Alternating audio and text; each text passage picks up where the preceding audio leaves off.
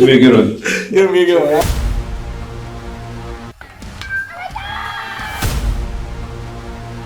Definitely a different type of process. Cut down or freeze up. Being a coach's son.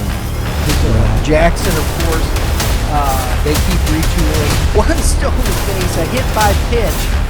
Oh my goodness. Hello everyone, welcome inside the Red Earth Production Studios for this edition of YBMcast Baseball Talk. Today, always, probably in the future, powered by Game 7 Baseball, game7baseball.com. Fall ball, goodness Lord, it's right around the corner. Check out, write it down, game7baseball.com. Drew's probably got it up right there. You can see it. Go check it out. Ball schedule should be up shortly. Have some fun, put together whatever, where call yourselves, the spit doggers. I don't know. I don't care, whatever you want to do. Put together a team, go have some fun, enjoy, get some at bats through the fall. That's what it's about. Just if you want to keep playing, enjoy. Work on something, don't take the at bats so seriously. Don't worry about winning. Just try and get in the box. Maybe you're trying to do something different, right? Yeah, that's what the fall should be. It should be about just getting ABs. For some teams, you're going to have new players joining the team, right? It's a good way to acclimate with new players. But to me, at least what I believe the fall should be, it should be very relaxed. To be honest, the summer in my opinion, should also be very relaxed. But that we could have a long conversation about that. But yeah, get your at-bats, develop, work on things. And if you're a pitcher, if you got a new pitch, something you want to work on pitching-wise, if you hit 5 guys, it doesn't matter. I probably wouldn't do that, but I think the fall... I'm not saying you're trying to. You're working on a pitch, The fall can be beneficial, too, because it's the last time you're going to play games until you get to high school ball. So if you're you're a freshman taking a jump to sophomore, or you're a sophomore that's going to be a junior, which opens up varsity opportunities for you, it's just a good time to get more ABs. There's a lot of good teams in the area and have success playing against some of the better talents in the area that you'll play in the fall and the summer, but also when the high school season rolls around. Absolutely. So remember, game7baseball.com. You got fall stuff too, right? It's 3. Yeah, we've got 3 fall tournaments, 2 in September, 1 in October. They're very relaxed. Most of it's high school age, correct? All high school age, because in Illinois it's very popular. Middle school baseball is very popular in Illinois, so it's hard to do any youth stuff, which is fine. Like go play for your middle school and compete and have a good time with your buddies. But yeah, we have 3 tournaments, 2 in September, 1 in October. No bracket play or anything, just 3 game guarantees. Get in, get out, get your at bats. I like it. Yeah. It's what it should be. Right? Yeah. Yep. There you go. All right, folks. Today, Mr. Diego Solares, of course, from Scout Connect, at the desk. How we doing? Good, man. Good. Saw you at the PCDL this week. Yeah. I've been going over there a couple times. We had our JUCO showcase over there with those guys. JUCO/Portal showcase. I've seen some guys commit from that event already, which has been pretty cool. And yeah, I just, to be honest with you, like sometimes I just get bored. I want to go watch a baseball game. The good thing about the PCDL is they play in the morning. Yeah. So you still have your whole day to do whatever you want afterwards, and some good baseball going on over there. So what do you think about some of the, as you've been watching what's going on over at the PCDL? I like the atmosphere. I think the players like it. Because, you see a lot of the coaches walking around really talking to the guys about, some fielding or this or hitting, and they're talking through points. They're bringing all the information from the data points, all the rest of the workouts they get in the gym. It's an interesting feel. Yeah, I think it's a good vibe. I think that the emphasis on it is that it's not like any other college league.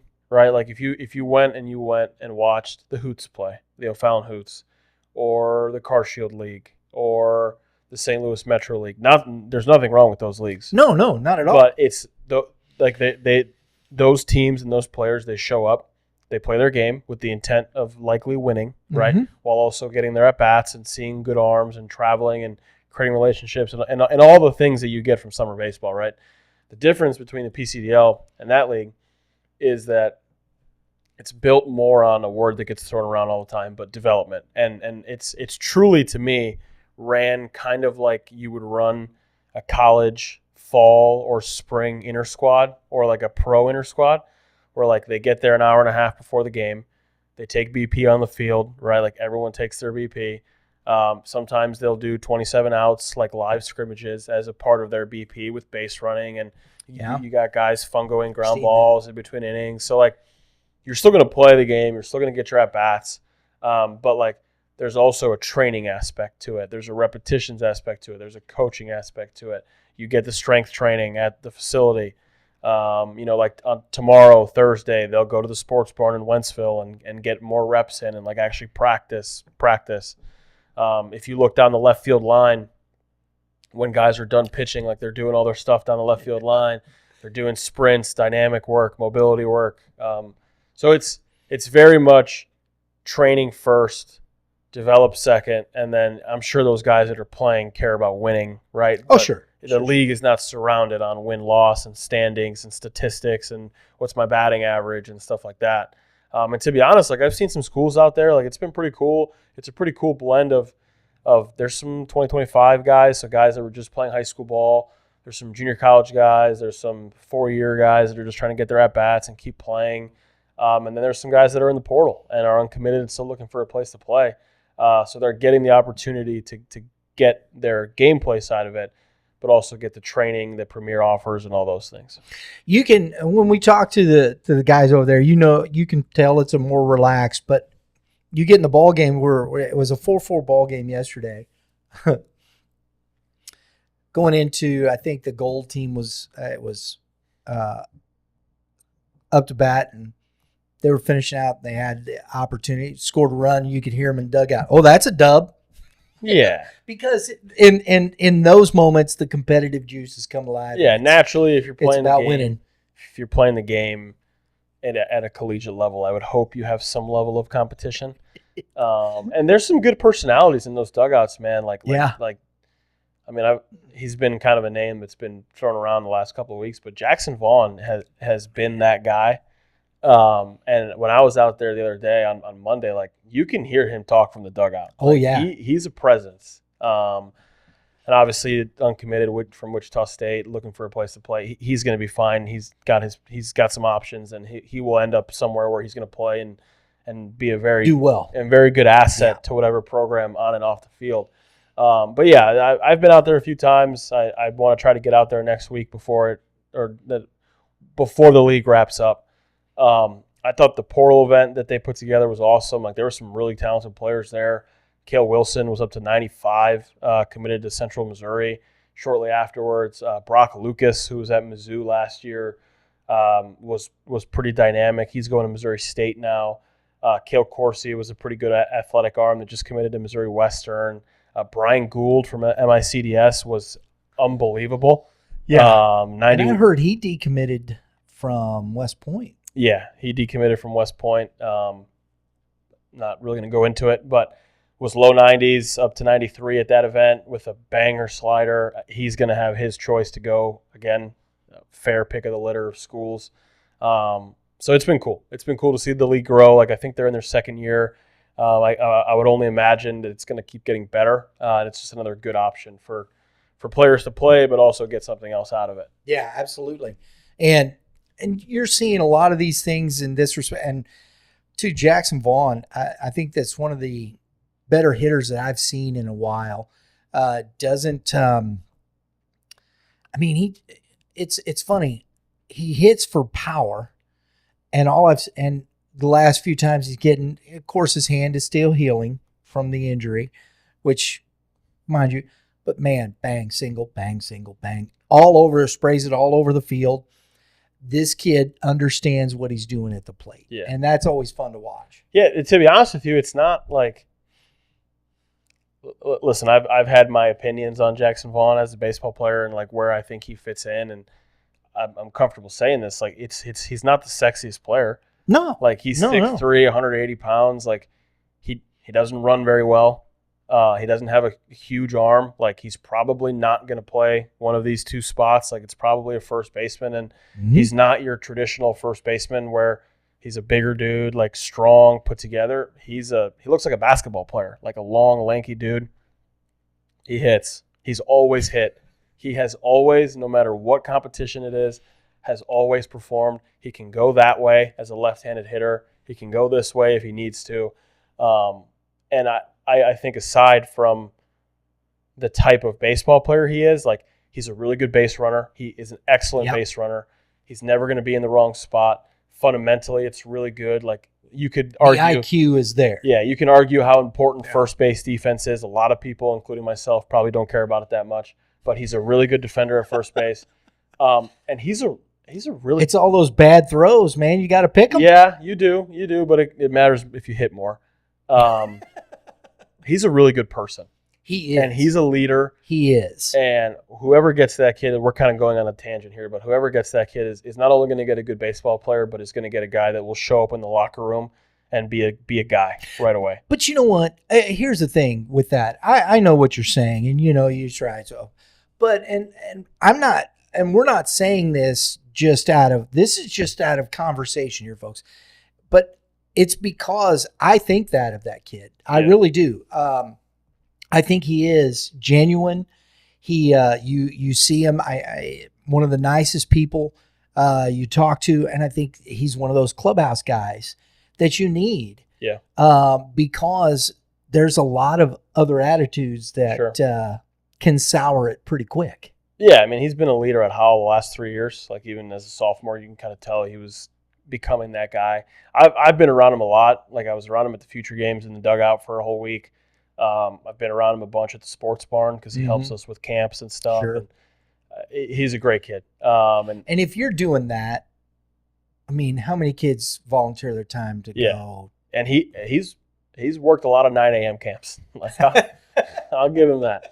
And on days where like in the season on Sundays, I think he helped out with the 6U, 7U league over at the sports barn, which was, I mean, on a Sunday in the middle of the high school season when you're playing Howell, they play like 6 games every week. Sure. So, yeah, I mean, it's a full endorsement for Jackson Vaughn. And there's a lot of other guys in that league that are good players and will be named. Just one we know of. Sure. We're bit familiar more, with him. Yeah, exactly. And there's a lot. I really liked what I saw from Calvin Robinson. Yeah, I actually haven't seen him. I only saw the video. I mean, it was good. There are not very many 6'4" left-handers that are upper 80s, low 90s that are from here, and they really come at you. I would imagine if he's in the strike zone, it's pretty dynamic. And if he commands that fastball like he did, that changeup is just devastating. Yeah. My goodness. Yeah. It was working. Yeah. So we're getting to see a lot of this, and people that, I mean, this young man's from Mississippi, went to high school there in Mississippi, and so hadn't really ever seen him before. Sure. And so I think it's cool watching this stuff as you see the dynamics from around, not only Missouri, but from different places. It's the same things. Baseball, the game doesn't change no matter where you're at. And what you're working to accomplish, how do you do that? How do you get better? How do you set yourself in motion? I think is the common thought process, period. Yep. Yeah. I mean, we could talk about this for a long time. It's the same game. It's the same core values and everything. It's just, it is a little different down in the South. The game speeds up. They're outside more. They get to play outside more and stuff like that. But at the end of the day, you're still balls and strikes. You still have to cross home. I've never asked you about that. That's a curious thing to me. Just, you don't have to get into too much, but do you think that that's why you see more position players? Yes. It's like if you talk to a lot of you talk to pro teams, you hear some people in the professional industry talk about it. You get your position guys in the South, you get your arms in the North, because the position guys, they're going to get more at bats, reps. They're going to be outside more. Mm-hmm. They're going to play the game more. They're by playing more, they're going to see more. Yeah. And just because, typically there's bigger pockets in the South and because they get to go outside more and they get more reps, you're going to see more talented arms typically. But the flip side of that is those guys throw a lot more, right? The guys up north, they don't throw a whole lot because we don't play the whole year. We play March through September. Heck, I don't even think they play March. Most of it's and May. To be honest, the more you go up north, like Wisconsin's season is a short season. You're talking about like the Northeast. That's a area of the country that's been pretty rich from the draft standpoint the last couple of years. They play a pretty short season. So it's just tough because as a position guy in this part of the country, not that there's not good ones because there are obviously, but the depth of it is you just don't get as many at bats. I was talking to a couple of kids that were down here from up around in Iowa. Sure. Just in Iowa, and they said their high school season. It's in the summer. Yeah. And it's for me, it's less of the at bats. Obviously, you have to hit. Like the carrying tool for 99% of players is you have to hit, but like the defensive aspect of it too. Like look at the guys in the big leagues or like that are playing in the SEC or the ACC or whatever, or the high profile players, and where the guys that are shortstops and center fielders and catchers are from. Traditionally, it's your southern states. And it's not just because they're born in Texas or Georgia or California that just makes them automatically better. Like a kid that's born in one part of the country and this part of the country, when they may have better genes or whatever, but baseball-wise, they all start here, right? Yeah. But then the reps start to increase when you get to go outside more and play the game more. And like that value, that gives a player down there way more of an advantage than it would give a kid from Chicago, for example. And I think that's why it's a little different. It is a little different. Like I've experienced the Southern baseball, like your Louisianas, your Texas, your Georgias. Like they do play the game a little California, Arizona, all across. Yeah, it's a little faster. It's a little more physical. It's just more of an acclimation process. Yeah. So you've been rolling around summertime, looking at players. From your perspective, who are some of the kids that have stood out as far as scouting? As you're doing through Scout Connect and looking at players, who are some of the kids that have stood out for you? Yeah, I will say, like I have seen a lot of Missouri players with our tournaments. Like obviously, there's a strong representation of Illinois players, but there have been a lot of really good Missouri guys that I've seen, especially from this area, but also Southwest Missouri. I know this isn't an Illinois show, but it kind of speaks to it speaks to the strength of the upcoming classes that are in Missouri. Like for our events, for our tournaments, like the actual gameplay side of it, it's been a lot of underclassmen. So a lot of guys that are going to be sophomores or going to be juniors. We haven't really gotten into the 17U side of it. That's the next couple weeks. But I mean, one name that I've kind of been,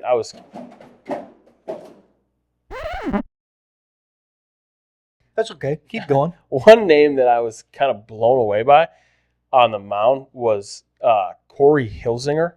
Oh yeah, from Seckman. Yeah, I've seen him twice. That lefty, man, he's nails. I mean, there's not a whole lot to not like. Right? He's athletic. He throws 3 pitches for strikes. The first time I saw him, I seriously don't think he threw fastball above the knee.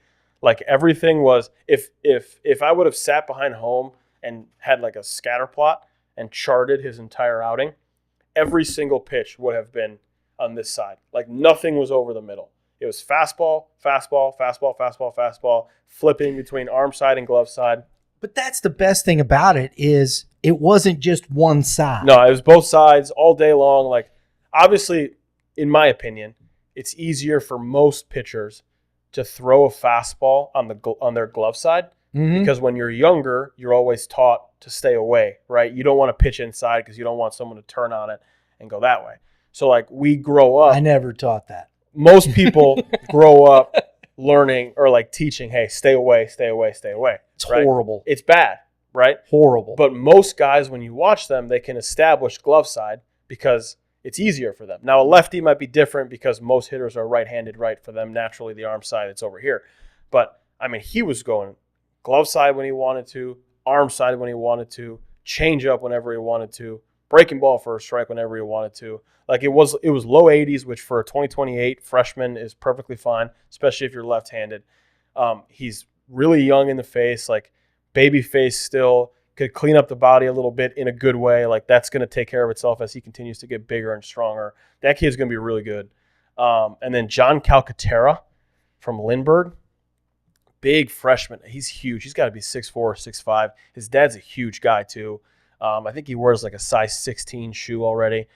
I mean, he got on the mound. I saw him twice. Their recruits team has played in 2 of our tournaments now.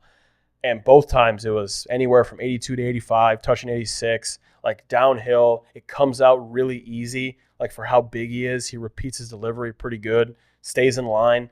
It's not a ton of effort. Like he's not like one of those dudes where he's trying to throw really hard and like the head is going all over the plate. Yeah. Like it's staying over the middle of the plate. If you can get a guy that can keep his head over the middle of the plate and throw strikes consistently, like it's a pretty good indication of that guy is going to continue to repeat his delivery even as he gets bigger and throws harder.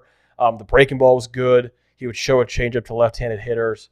And then this kid named Eli Strini. I don't know if you've heard that name before. He's from Herculaneum. I think I said that right. Herculaneum. Well, I mean, 5'7", maybe 5'8", playing shortstop. He's a 15-year-old. Playing shortstop, flat picket, good athlete, good runner, good football player, all over the barrel. He launched a home run at Triad that it comfortably left the field by 20 to 30 feet. Really good player, one to watch, like a dynamic, do-it-all type of guy that could profile as the top of the lineup bat, can play short, can play second. I bet he could probably play center field if he needed to. That recruits team for their 2028 class is pretty legit. Like they got dudes from top to bottom all over the lineup. On the Illinois side, young guy that I got to see in tournament action, and then he came to we ran a showcase at Triad High School with their program. Yeah. So it was like 20 to 25 players from the Triad program that came out and just went through a pro style workout. Nolan Miller, obviously from Triad High School. He's a 2028 grad, so he's going to be a sophomore. He was probably the most impressive player at our 15U tournament, the very first one we ran in the summer. Physical kid, like strong, 6 foot, 6'1", 190 probably. He's a football player. I'm shocked. Like looks the part with room to continue to add. Like he's not one of those kids that just is good because he's bigger than everybody. He was absolutely barreling everything. Like juice that way, right-handed hitter, juice that way, juice that way. We played a tournament game at Greenville University because it's turf and it has lights, so it's a college field. Mm-hmm. He was off balance, fooled on a breaking ball, out front, barrel, homer over the left field wall.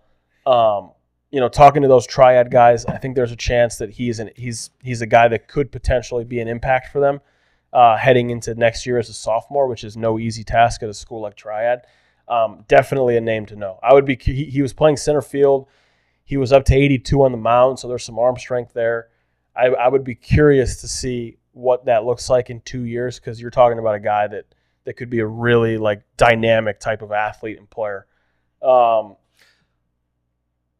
of the things that's interesting to me too, we've seen this a lot, Illinois side, and don't get me, we'll come back. Yep. But we saw a lot of Illinois teams with Game 7. Yep. 14U, a lot of the O'Fallon Bombers, Edwardsville. We even had the Effingham Heaters coming over. They're always good. Top tier from Springfield Yep. coming down. A lot of kids in some, and it was kind of cool because I actually knew the high schools they were talking about, and it was like, hey, all right. Yeah, that's good. That's good. And there's going to be a lot of the normal community area. Yeah. Yeah. So it was interesting to watch because watching a lot of these 14 years, it was good baseball. Yeah. Really good baseball. These kids are really good. They're talented. We had the Muscuda teams coming over. Indians, Yep. And so the rivalries and the thought process, and I'm seeing, those kids are all going to Triad. Oh, that's going to be pretty good. Yeah. Right? The Troy Thunder. Yep. And a lot of those kids are heading over to Triad. So I think it's interesting. And that's 14U. So that's moving to freshmen. Yep. So that's that next step. I think it looks pretty good. Yeah. Yeah. Illinois from top to bottom is a really good baseball state. I'm from the northwest burbs of Chicago. Right. I say that it's like an hour away from Chicago, but if I told you where I was from, you would have no idea. I don't. Exactly. I barely know where Chicago's at. And growing up, for me, like being from that area, from the northwest burbs area, like I only thought, all the There's good, no baseball. yeah, all the good stuff is in Chicago. That's where Illinois is Chicago, and then a bunch of corn. Is basically what I thought growing up. Because isn't top tier actually based out of the Chicago area? McCook, and there's a lot of good programs. Top tier. Yeah. Cangelosi Sparks have been a really good program forever. Mm-hmm. They used to be the Pro Player Canes. Now they're GRB Illinois. They do a great job in the Fox Valley area. Chicago Elite, like there's a bunch of good programs, Wow Factor, all these teams. But then like you continue, like I came down here and you familiarize yourself with the Southern Illinois and Central Illinois and who like the big high schools are and the big travel clubs. And I mean, from top to bottom, there are really good players in the entire state. And there's some pretty good programs, on that side of it that most people don't. The Southern Illinois Bombers have a good Southern Illinois Blue Jays. Yeah, Mike Brayman. They're always good. A lot of those guys, like those youth teams, right? Like the 12, 13, and 14U teams that nobody really knows, quote unquote, who they are. Like a lot of those teams, those players filter into your more traditional, well-known, I guess, teams in the area. A lot of the makeup of those teams are the smaller teams that you're talking about that maybe they don't have high school teams, right, or whatnot. So it really is like from top to bottom, the state's really good. It's in a really good spot. The Metro East area is loaded, and there are a lot of reasons for that. Same with Central Illinois. Like Springfield's really good, Normal's really good. Effingham, Teutopolis, like that area always has good players coming out of it. Carbondale, Carterville. I mean, there's a kid from Cesar-Valier, which might be the smallest town I've ever been to in my life, that's going to Cincinnati, which is a Big 12 school. Yeah.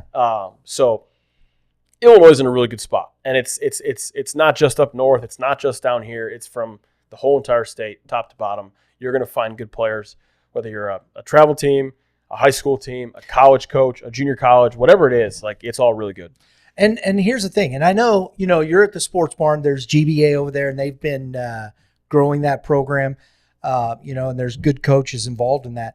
But like you said, Brayman, the SI Bombers, a lot of these Central Illinois swing that's just up there a little bit with top tier in that middle. There's some really good youth coaches in these programs. Yeah, that is what a lot of it is. Like when you look at the boom of the state, and I'll just use Illinois as an example because I've been around it forever. Like I know, even I grew up playing travel ball in Illinois and everything, but like the boom of the state the last 10 or so years from top to bottom in all areas has been correlated with the rise of club ball and travel ball because these facilities get built, these coaches come in, they establish these organizations, and they develop the players.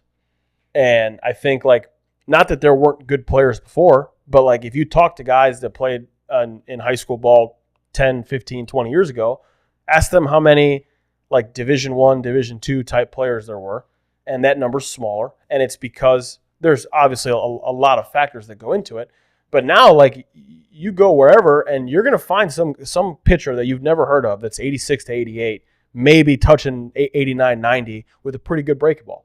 Or you're going to find some physical freak that runs a 6'7" and is left-handed and can hit everywhere, like from top to bottom. It doesn't matter where it's at. And those things, when I was playing, which I sound really old saying that, but that just wasn't the case, right? And going back to your point, like, there are so many good guys that are in the business of developing players, training players. There are so many good facilities. There are, like, it's the high school or the youth and the high school athlete are in a very fortunate spot because their options of where they're going to go to play and train and develop and get better at the sport are very large. Like, there are a lot of good places you can go. Right. When, and as you're talking about players and whatnot, and I know you still got some list. I know my mind squirrels. You're good. But the look at this, we've been talking about American Legion Baseball, and I brought this up to you before we started the show because it's a 100th anniversary of American Legion Baseball. I don't know, you probably didn't play American Legion Baseball, or were you right at the cusp? We played, so when I was in high school, one of the big things that was very popular in Illinois and in the area I was at is we actually played summer high school baseball. There was a summer high school league. There was a state playoffs. There was a state tournament. Interesting. So it's kind of like Legion. Mm-hmm. It wasn't like post 210 or post 270 where like maybe you had multiple high schools on one team. We just played with our high school team. Like Huntley, which is where I went to high school, we had a team. Barrington had a team, and that was like our rival or whatever. And you would play a season, and then it was like 4 weeks, 5 weeks, and then we would go into playoffs, and there would be a state champion and everything. So we didn't play Legion ball, and now that was in the Northwest Burbs. Whereas like we were talking earlier, like Danville or Alton or Aviston or whatever, like all those teams, they play Legion ball. So that's kind of the difference. Now there is no more. Well, there is, but it's not as popular. There is no more summer baseball in Illinois for high school because everyone plays travel ball, right? Except for those small pockets that still play Legion. Is there a place? I mean. And that's where I say, I know Alton's got a really good squad over there. I know Aviston, the Express, is still very big. Danville's got a good squad. And these teams are, I don't know as much about the the southern part of Illinois as far as Legion baseball in that respect. I know there's still quite a few of them. And it'll be interesting to see because I know Missouri has gained a lot more traction. From what I know, and I'm not, you know about Legion way more than right. me. I'm not super in the know, but Missouri has a stronger, in my opinion, a much stronger advancement and involvement in American Legion baseball than Illinois does. Yeah. Like you could rattle off multiple like Legion teams in Missouri that are pretty real. And then even the ones that maybe aren't as like, they don't have the most talent, there's still a lot of involvement in the fact that they play a whole schedule and like they're building a program and whatnot. For me, like we talk about Illinois, there's four: Barrington, Danville, Aviston, Alton. Barrington, yeah. And like those are in like way different parts of the state. Like Barrington's 5 hours from here. Yeah. So I don't even know what all it looks like. And I'm sure there is, but I think it's just on a much smaller scale. I agree. And I think it's interesting, 100 years.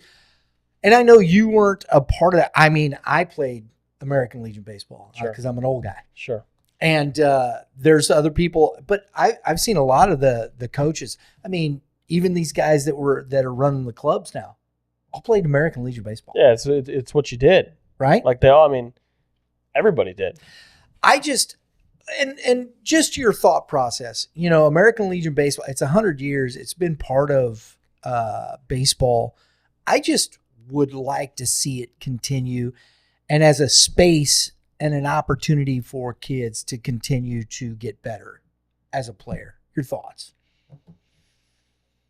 Yeah, I will start this out by saying I am not the most educated person That's fine. in Legion I baseball. I get it. So my takes are only on what I know. I get it. But from what I do know, I think it's a pretty good option for players. If financially, it's not a huge commitment. Right. I think it's a good option for a player that maybe, they're not like dead set on playing college ball, but they just want to play baseball with their boys, and still be able to, work and be a part of a community and whatnot.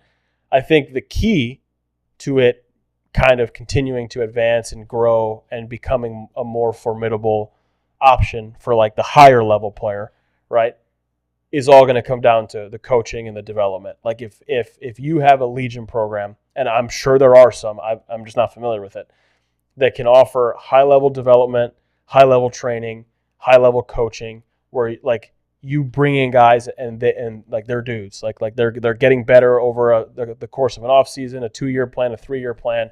That will be the key, because that is what the mid to high level club environment can provide. Right now, obviously, financially, it's on a much larger scale, and there's a greater commitment to it because you have teams that play like they're gone for like 5 weekends at a time. They're in Florida, they're in Iowa, they're in Indy, they're in Kansas City, they're in Atlanta, they're doing the whole circuit, and that whole thing is not for everybody. Like, and that's where you kind of have to balance like what's for you, what's not for you. But when you talk about like it becoming more advanced, yeah, if you start to see a bunch of these Legion programs that are like really good at development and really good at coaching and really good at training, and obviously there have to be some, that will be the key in my opinion. I agree wholeheartedly, and I think sometimes I think there's a space for this too, because as we see it, capital, the ability to do those types of things. Yeah. And then the opportunity of, am I going to go play baseball at Big Time U? Am I going to go to next Big Time U or the step down Big Time U? What is the thought process? And I think there's opportunities for kids who are, are you going to get developed? Are you going to get the work you need and still be able to get into that college program and have success? Because there's a lot of kids that are coming to it's still club baseball. Yep. I know there's a lot of Legion guys that hate it when I say that. But, it is a club. It is a club. It's an organization. Yeah. And you're playing against another organization. Like, it is club baseball. I think one thing you said there that was interesting to me, and it kind of goes into the other side of the club aspect, is playing somewhere that is going to prepare you to play collegiately. Now, there's a lot of things that go into that. I think there's an aspect of it, of playing somewhere where it's going to prepare you to play collegiately, as in you're getting the training, like you're getting the pitching training, the strength training, the hitting training, the baseball fundamentals training. That's important too.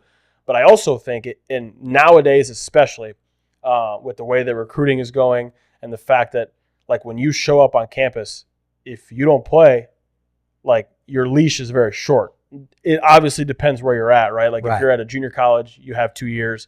If you're at a Division 3, 4-year school, those guys aren't really cutting school or players. If you show up at, we'll use like Mizzou as an example, and you don't play, like you're probably going to be gone, right? And a really important aspect of that, of playing somewhere where you're going to be ready to play collegiately, is who are you playing against in the summer? You know what I mean? Mm-hmm. Like, I think, and trust me, I am not a huge proponent of the whole massive travel thing where like you're gone for 4 weeks at a time and we're here. But one positive of that, especially for a player from this part of the country or Chicago or Wisconsin, like traveling to a Kansas City or to a Georgia or to whatever, is if you play against kids down there, you're going to play against really good players. Right. And yeah, it's the competition level. Like how else are you going to prepare yourself? Like, playing against guys that throw 78 miles an hour is not going to prepare you to play in the SEC. You know what I mean? And that bucket of players is very small. No. Like the the Yes. bucket of players that are That's going to the be point. playing at that level is very small. But even then, like, go and play somewhere where you're going to get developed, but is also going to get you ready to play collegiately. Here's the thing, and this is what I find fascinating, and this is what I think, and this is what a lot of these Legion programs have done on this side of the state or on this side of the river in Missouri, is I see them, and I think they're probably doing it on that side too. I just don't know that much. I don't follow They're playing as closely. in the They're tournaments. playing in tournaments. Yeah, They're playing their league schedule, That's which is a huge. grind anyway. that to But me, then they'll pick a couple of tournaments here and there to go. And I've seen some of these Legion teams walk in and just pummel yeah, some of That- these. that to me, and obviously with that, Yeah, there's a increase in, like, from a financial standpoint, because Sure. some of the bigger tournaments, like, obviously it just costs more money. But like that, the programs that do that, if I'm just looking at it from an outside point of view, that's a separator. Like, Yeah. obviously you're playing your schedule, your weekly games, and like some of these teams, from what I've heard you guys talk about, like they're playing teams from out of state and they're challenging themselves and they're building this huge schedule. But if you do that, and then maybe like 2 to 3 times a week or a summer, you incorporate the ability to play in a high level tournament where you're going to play against good teams. You're going to play in front of schools because the schools go to the higher level tournaments. That blends Legion ball and traditional, what we call club ball, together. That's a separator for me. Yeah. That, like, a program that does that cares. and you can keep the cost down. Correct. And you don't have to. And again, and this is the thing, Diego, that I am just so adamant about in what we talk when we talk about baseball. I don't think you have to travel all over the country to play or to find competition, for one. Two, where do you want to go to school? Yeah. And do you have a group of kids that are all centered? Okay, let's find out where are you realistically going to school? I know you want to go to Big Time U and play fantastic. Sure. And if you It's get not to a- 6'5" it's and not an start option. throwing 98 miles an hour, Yeah. you need to stop playing for me and go do something else. Yeah. Right? Okay. So in that factor, then, what's the best case scenario? Where do we go? Well, who's going to see me here? Who's going to see me here? And what does that look like? And have you contacted that? Do you want to go to Missouri Southern? Then go play in Joplin. Yeah. Right? Yeah.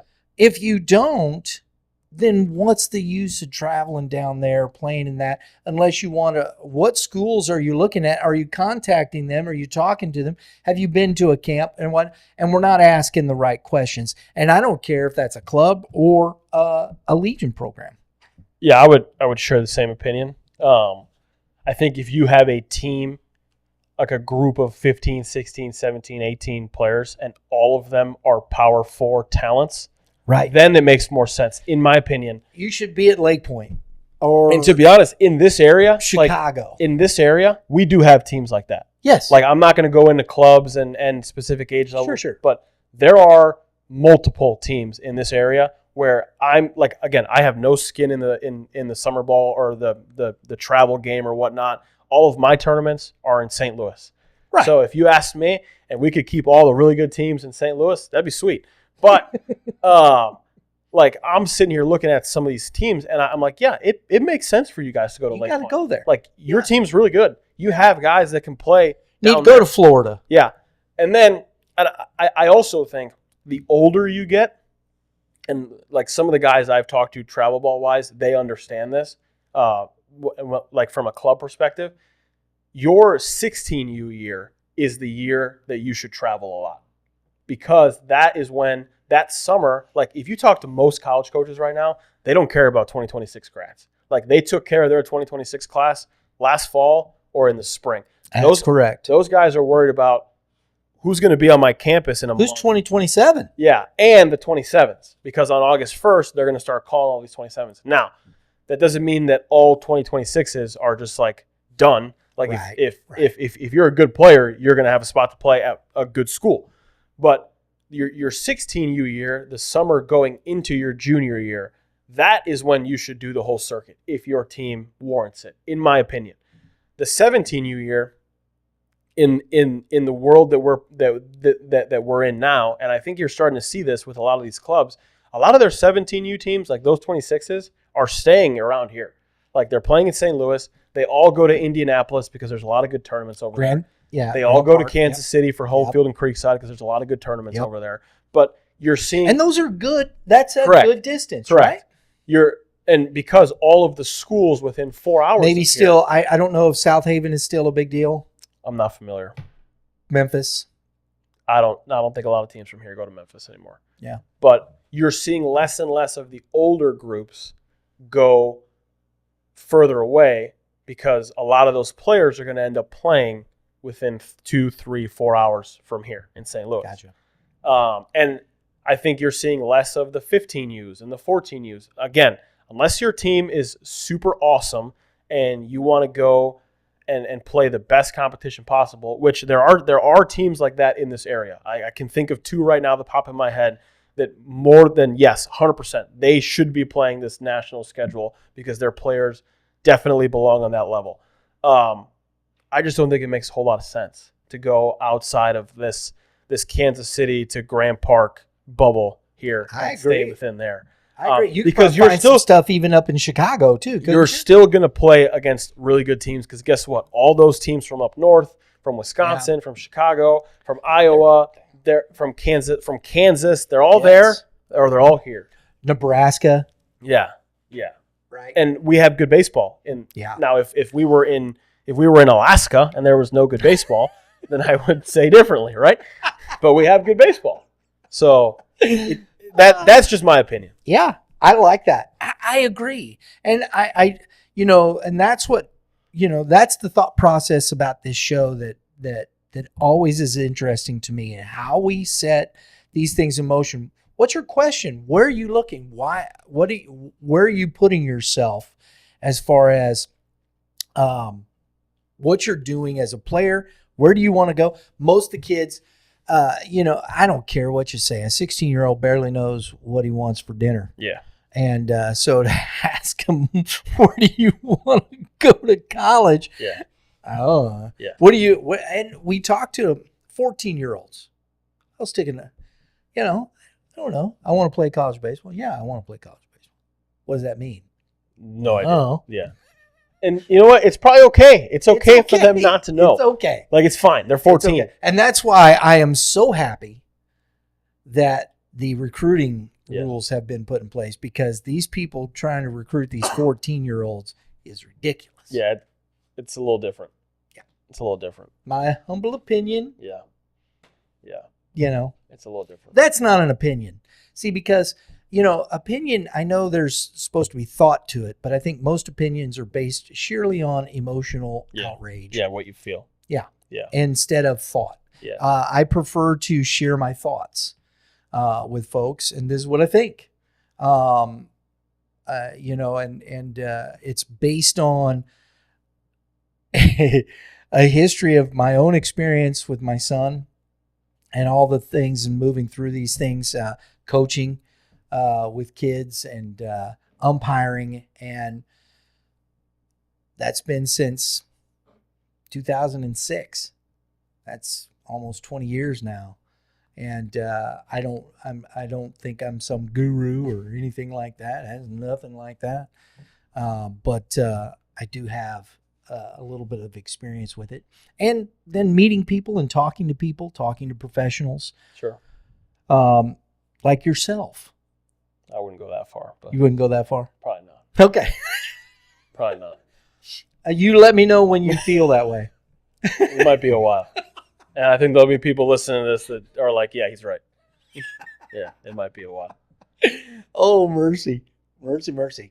Next week, we're hoping to get Coach Chris Irwin on the show. Yeah, that'll be a good one. Father McGivney, he's done a great job since taking over that program. They've been a juggernaut. It'll be a good conversation. Absolutely. Looking forward to that. Met him again, Game 7. A lot of these things, Game 7 baseball, they do a good job. That's one of the reasons I've worked with Dave and Dave since 2017. And on the youth side, I've met a lot of high school. I just met the high school coach from Bolivar. Yeah. coaching his son's 14U team. Really nice gentleman. Good solid squad. I met a solid kid. My goodness. Our top award winner from that, 14U. He was 7 for 5 games. Yeah, I heard you talking about this. Did you catch that? Yeah. Yeah. It was pretty impressive, bro. Yeah. It's a good performance. I don't care. I don't care how old you are, what you're seeing, what you're not. You start putting up 7 for 12 with 3 triples and a double. That's pretty good. That's pretty good. I'll take that. It's hard to beat. Yeah, exactly. But looking forward to that next week. Hopefully, enjoyed meeting Coach Irwin. Pleasant conversations, and like I said, man, I'm all of a sudden now. I know that school. Oh, I know that school. It's a whole new world. It's a whole new world. We're opening it up. We hope you enjoy it. The folks on, we'll have to get into. We'll work with Diego on some rankings and have some fun, and he's going to tell me, no, we don't go to Chicago. That's too much. That's too much. No, man, it's just enough. It's too much. Yeah. I go all the way over to the other side of Missouri. Yeah, that's too much. No, man. It would be tough for me to do that without being able to see some of those teams.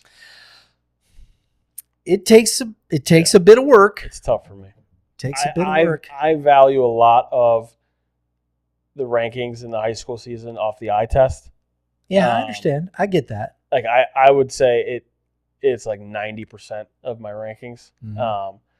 So I mean, not that there's an exact science or anything, but just going up and ranking even teams from like Bloomington or Champaign would be really tough for me to do without seeing them. One of the things that that I work very hard at, and I was able to go the first time this year, was at the Missouri High School Baseball Coaches Association Clinic. Met a lot of the coaches, talked to a lot of the coaches, talked to about teams, listen to them talk about their team.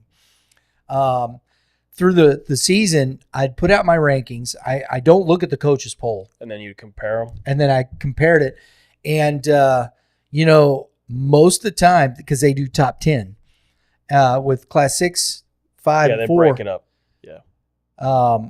Which I do too. I don't do large school, small school. I think that's ridiculous personally. No offense to you. No offense to Kevin. I just do. That's why I don't do it. But because class 6 is going to play class 6 schools. Yep. Class 5 is going to be class 5. It's state championships. There you go. My thoughts on that again. But when you start looking at it, we were pretty close. I missed one, or they would have one maybe or two, and there'd be a differing in where they were within that. But for the most part throughout the year, it was pretty common to what the coaches were putting up. Sure. So, and I worked very hard to look at that across there, because if you can talk to coaches and you get a coach that says, oh no, that's a really good team over there. They got this guy doing this and this. And that's why I really work very hard to develop the relationship with the coaches, because there's a lot of information there. The coaches can be super valuable resources, obviously. Just my experience with it, I tend to take a little bit, and this is nothing against any coach, but if there's a coach that is really high on their team, I think I've been burned in the past, just being like, he said they're really good. Yeah. But if you ever get a coach that is super high on another team, then that to me carries a lot of weight. I agree. I'll be honest, this spring going into the season, I'm very familiar with the teams down here. I was a little less familiar, still knew who like the big players were, but a little less familiar with the Springfield schools up in Springfield. Yeah. And I had a coach that I trusted before the high school season. I sent him the rankings, like, hey, just preliminary, rough draft, preseason rankings. What do you think? And he was like, you are way too low on Sacred Heart Griffin. And I was like, okay, why? Like, tell me why. Why, yeah. And he was like, this. And so I bumped them up. I think they were our preseason. It was McGivney, St. Anthony, and then Sacred Heart Griffin. So they were the number 2A school, number 3 overall. They won the state title. Yeah. I had them at like number 7 preseason. So there you go. But right. Correct. Yeah. Correct. So stuff like that, like those relationships with the coaches, like they're the ones that are in it. Because you know, I don't care, Diego. It's hard for me because I would love to see every team. Yeah. Yeah. Yeah. I really would. Yeah, it's impossible. You'd love to, but impossible. you can't. It's impossible. How do you do that? And it's unrealistic. So you have to do the best you can with what you have. And when you're doing something like that, the relationships with the coaches help out, because if you are like pretty tight with a guy that's a good coach, like that guy knows, and a coach that has won a lot, that guy knows when a high school team or a high school program has what it takes to actually win. I think a lot of times, like, you could sit back and look at a team and be like, man, their roster is really good. Yeah. And then they go 19-13 or 20-17. And you're sitting there like, what's going on here? But like that It happens. That's the difference between having a good team and having a good winning high school team, is there's more than just talent.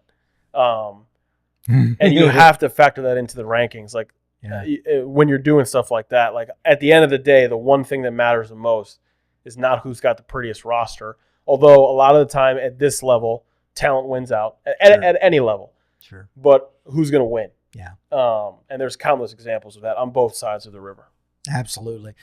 One of the great I've built this, and we hope to continue that, is two guys down in the Southwest, and head coach at Willard, Scott McGee. You talk about an encyclopedia of baseball. Yeah, and he's an honest guy about his own program. He's an honest guy about the people around him. He pays attention to what's going on around him. I've never met him. I've only listened to your guy. I mean, he knows everybody. He probably know, right? he might know my social security number. Like, he knows everybody. Scott, how'd you know that, man? He knows every player, every team. I bet their scouting reports look like the dictionary. It's pretty impressive, honestly. It is, and you're just like, my goodness, how'd you do that? And Coach Hughes, it's been a great help down at Nixa. Yep. And he's a former collegiate coach and at Drury, and so very well knowledge. And both these guys are very honest, very upfront about programs and things like that. And so it's been really nice, and we're getting to know more coaches down there. Getting to meet more. Coach Spitz, Courtney Spitz at Springfield Catholic. Yep. Hope to continue that. We're going to do so. So it's to your point. That's a long way away. Yeah, it's far. For me, I wouldn't be able to do that. Right, and so that's why. And last year we got to drive down for the winter workout tour, which helped a lot that way. Yeah. And so we continue that part of it, and our winter workout tour definitely. Spoke with Josh Kinney from the O'Fallon Bombers, the 14U coach over there. He goes, man, you got to come over to our side. They're starting high school teams now. Yes, they are. They just hired David Garsha at Swick, who is, in my opinion, one of the better coaches in the area. I think if you talk to a lot of guys about what Swick is a junior college, for those who don't know, a Division I junior college in Belleville, Illinois. I think one of the Barker brothers is going there, right? Both of them are going Both of them? there. That's what I know, at least. And like, if you talk to guys that have been in the area about what Swick was before Garsh got there wasn't a whole lot of winning going on. And he has turned that program into, like, they're right up there with like John A. Logan and Wabash Valley and Lakeland as like the kind of the big four in this region of junior college baseball in Illinois. And for him to help those guys out with their high school program, that's a pretty big step. Yeah, man. That's a big huge step. And we're gonna take a tour stop over at the O'Fallon Bombers this winter. One of those, and talk with Coach Irwin. Get over to the Edwardsville Tigers side. Yep, we're gonna spend a lot of time over there in Illinois this year. They're doing a good job. Chris Irwin, the Edwardsville Tigers group, their 14U team won our 14U tournament. They were really legit. Like, it was a small tournament. It was only 6 teams, but it was all the teams were good, and that team was really good. We did a scout day with them. I think we had like 29 of their players come out to the barn and do a workout. They have a lot of good players, a lot of good young guys, but some good like 16 and 17U guys that are at small high schools that a lot of people probably aren't very familiar with. Right. And a lot of those guys are Father McGivney guys, and it's a pretty good correlation of the success McGivney's had. So they're doing a good job over there in it's funny, they're the Edwardsville Tigers, but It's not really. Well, they are Edwardsville. It's not really a lot of. It's not a guys. yeah. But Exactly. So, but I think that I'm looking forward to that. You know, we're making a push. We've done a lot of stuff in the state of Missouri, and don't want, we'll still do what we do, but getting over onto that side of that, hope to get up to the, maybe see the folks at Central Illinois Swing, move up in that direction and come back down for the winter workout tour this year. It's going to be on the Illinois side quite a bit. there you go. Just FYI. There you go. So, always fun, man. You got it. Good conversation. Good one. Tune in next week. Make sure we're hoping we'll let everybody know, but hope to have Coach Irwin on. That'll be a lot of fun. May just have, you may not even see me there, but anyway, folks, thanks for tuning in. Please subscribe. That supports the channel here. We love the fact that you're here. If you're on the whack the microphone. We had a TV drop. Sorry about that. We had to. The studio's falling apart. I know, right? We don't know what. Is that what happens when I show up? Everything starts to blow up. The TVs are falling. Brian's knocking the microphone over. It's kooky. I don't know. So, but I know it's Wednesday. That's it. And so thanks but subscribe. That's what I was doing. Hit the dinger. It's not a home run, but it sure does get you notifications for great episodes just like this. And we hope you continue. Comment below. Tell us what you think of the conversation. We appreciate it. Everybody, thanks for tuning in. And have a great day in the Lord. All you pitchers. Go strikes. See, every pitcher says that. And you hitters, try to hit them where they ain't. And we'll see you all next time.